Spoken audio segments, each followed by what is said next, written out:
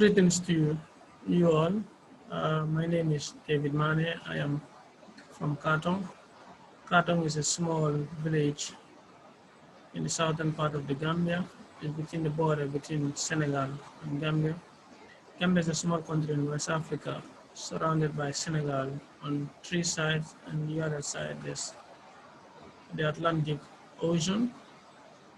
I am a Tier 3 football for peace trained coach, and currently I am the coordinator of Football for Peace, the Gambia, and I will be taking you through the presentation of Football for Peace, the Gambia, starting from the history all the way down to the impact of Football for Peace in the Gambia. First of all, we will be looking at the tribal conflict in the region between the Balantas and the Mandinkas since 1970 to 2004. The Balantas are originally from Guinea-Bissau. They came to the Gambia as a result of colonial war that was taking place since in the early 1963 to 1973. So as a result, they migrated to neighboring Senegal and Guinea-Bissau. And Mandinkas are the indigenous in the Gambia. They actually form the majority of the population in the country. And the Balantas that came to Gambia settled in Khartoum, and since then they have been seen by the indigenous community, the indigenous settlers, which are the Mandinkas, as foreigners, and they have not been given opportunity in terms of contributing when it comes to development or the leadership of the community. They will only call on them when there is time for heavy duty work, because they are seen to be strong people and they are capable of carrying tax assigned to them. But like when it comes to enjoy the fruit of the labor, they are not being considered at all. And as a child growing up in this settlement, that has affected me and my fellow youths that we came from the same tribe, to the extent that we see the rest of the community as enemies instead of seeing them as people, as neighbors. We only have time when we go to school, that's the only time we have with them. When if it is outside school, we don't have anything to do with them. And if we meet, there is always fighting happening everywhere. And this has carried on for a long time, even though our parents have had children and some of their kids have been to school and completed their schooling, most of which are Gambians by birth, but yet still they're still being considered as foreigners. The other conflict that was also happening in the region is a communal conflict. There is a conflict between Katong and Gunjur, conflict between Berending and Gunjur, and the conflict between Medina Salam and Gunjur and Katong and Berending. This is all around land issues. So Katong has been in existence before the coming of Gunjur. There was Katong and Sanyang. And Gunjur came and settled between Katong and Sanyang, but because they have a larger population, because they were increasing in population, the need for land, they were encroaching into Katong's land. And this has become an issue that went all the way to court. And Katong won the court, but as a result, Gunjur was not able to accept this fact that Katong won the court case. They've seen them as enemies and they will attack any Katong that they see at any point. This went even to the extent, in the Gambia we have what we call the district tournaments. So when there is a district tournament competition, if Katong and Gunjur happens to play together, if Katong won, there will be no way for them to come back home, because there's no way you will leave Katong and don't pass through Gunjur, and there's no way you will come to Katong without passing through Gunjur. It will require the people of Katong to get paramilitary or soldiers to be able to accompany them down home. The same thing happened between Gunjur and Berending. During the former regime of Yaya Jammeh, Berending took Gunjur to court over land issue, and they also won the case. So when Yaya Jammeh left Gunjur, because Yaya Jammeh was Ijola, they think the case was ruled in favor of the people of Berending, because the president was then the Jola, so they have to take the case back to court again. And they won the case during Adamabaro's time, which is also Adamabaro, who happens to be a Mandinka. So that created that tension that even led to the loss of life of a young guy at the age of 30. Medina Salam has this dispute also with Gunjur over the fact that Medina is between Khartoum, Berending, and Gunjur, but Gunjur is claiming that where Medina is their land, and Medina is not wanting to admit that they are under Gunjur. As a result, Gunjur played their politics to make sure that Medina did not get light from the government. Until now, Medina is still without light, even though the cables run through their communities to the other villages. Also, there have been a religious conflict between the Christians and the Muslims. So what normally happens during the Christian Lent, when Muslims are in the period of fasting, like no music, you will not hear any music, everything, the place will be just quiet and silence, and people allow them to observe their fasting period until it's over. But when it comes to Christian Lent, it's like nothing is happening. Musics are being played all over, and for almost decades, they have not been complaining about this, but things just get out of hand when they realize that if nothing is done, there will be no changes. And when it is Muslim period of fasting, if Christians want to play music, it becomes another problem. So that has been a huge conflict between the Muslims and the Christians. Another thing that was happening was also the political rivalry. So Khartoum happens to be a community just by the seaside, and it's been blessed with sand. And the position in which Khartoum is, you have the sea almost above the community level, and you have a sand dune that is keeping the sea away from the community.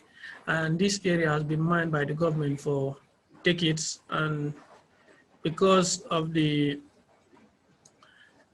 dangers of continuing in mining the place, indigenous of the community rise up and write letters to Minister of Geology when the government wanted to come back again and mine the area to stop the mining. And these letters went to all the departments and were notified that they don't want sand mining to happen in their community. And then the departments have written back saying that they have acknowledged the fact that what the community is saying is actually what needs to be put into consideration. But then all of a sudden, one fateful night, we just saw trucks coming out, and also because of our exposure to the need for the protection of the environment, and also because we've been exposed to Football for Peace and how to deal with conflict, we went out on a peaceful protest. And as a result, 33 of us were arrested and were kept in the maximum security prison of the nation for a week. And I am one of the victims of the people that have been arrested as a result of that. But how did Football for Peace came into the Gambia? So Marina Novelli introduced Graham Spacey to Jerry and Morris, and Jerry and Morris are the founder of Sandeli Eco Retreat and Learning Center. So in 2013, before this, Marina has been coming to the Gambia and has been bringing peer-to-peer students. These are university students from Brighton that are studying tourism, so they will come and have a week-long training with Gambian counterpart. And as a result, because Graham also was a professor in the university and was dealing with Football for Peace, so Marina Novelli brought her and introduced her to Jerry, because Jerry also has been living in Khartoum and knowing the situation that was happening in Khartoum, thinks that yes, there has been a need, there is a need for Football for Peace to be in the Gambia and the values to be taught. So in 2013, Football for Peace was introduced in the Gambia, in Khartoum, as a community. It was run only for Khartoum as a community. And then in 2014, because we all know the conflict that has been happening between the four communities, so we decided that we needed to bring these other communities on board to begin to look at this value and then see how best we can foster this relationship between the communities to make sure that the conflict that have been happening would be minimized.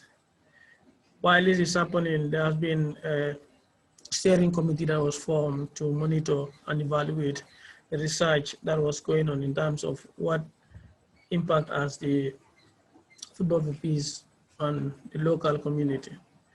And also because of after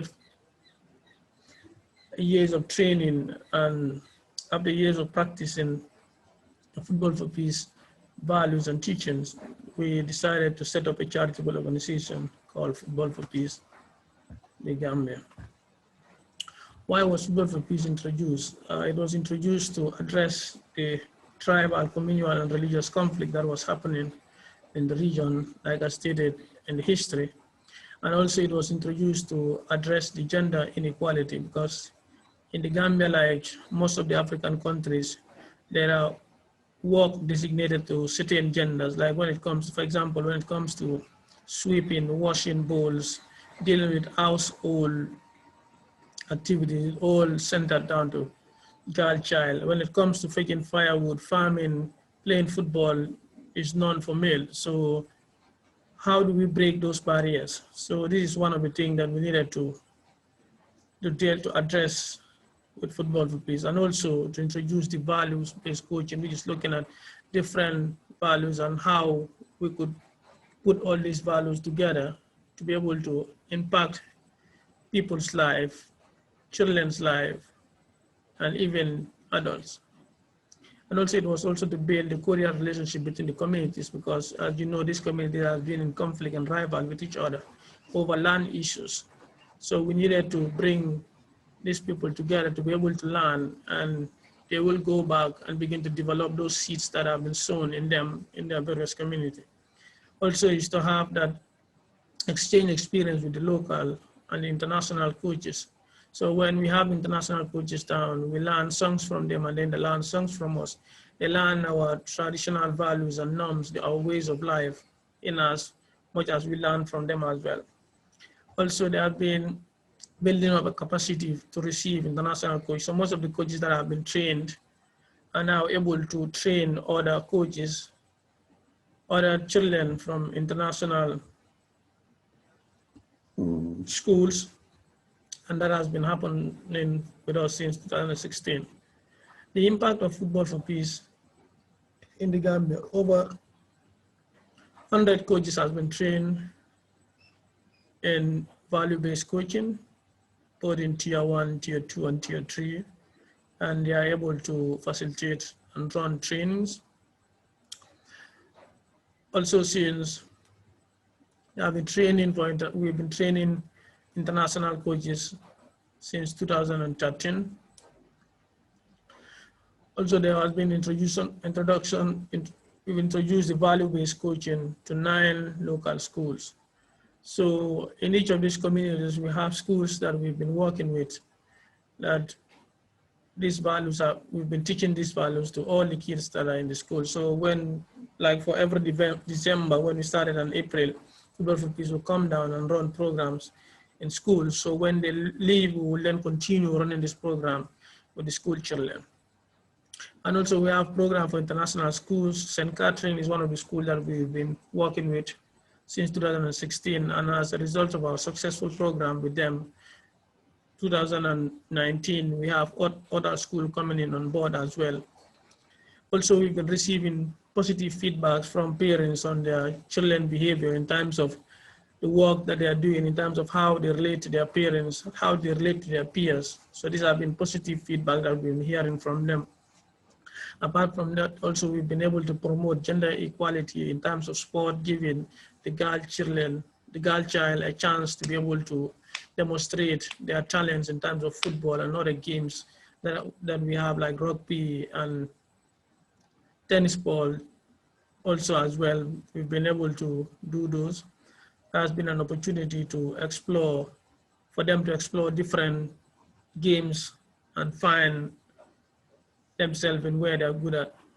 Also, one of the achievements also is that we've been running sport days, activities for workers in different working fields, because one of the things we realize is that all these workers around these communities never come together to sit down and discuss, kind of look at their working environment and look at the challenges that the other working departments are facing and how they are going about solving those issues. So this platform is created for them to come together. Normally we'll start with athletic activities in the morning, and then in the evening we end up with a celebration where everybody get a chance. In the process, every field of work will get a chance to meet the other one and have a discussion. Also, as a result of the Football for Peace involvement, I've been able to pursue my peace and conflict studies, knowing the background where I started from as someone that has been in the midst of the conflict between the Balantas and the Mandinkas, and being given an opportunity to be enlightened about how to go about solving conflict. That has given me the opportunity to go ahead and study peace and conflict as a field of studies. I've finished my advanced diploma and I'm waiting for my results to be out to be able to pursue it to a higher level. We also have children that have been trained in Football for Peace now, who are now leading training sessions in with us as well. These and many others are some of the impact that Football for Peace have in the Gambia. Thank you very much for your time, and I know it's not been easy to sit down and listen to one person talking for a while, but I'm grateful that you are able to listen to me throughout this time. Barakah.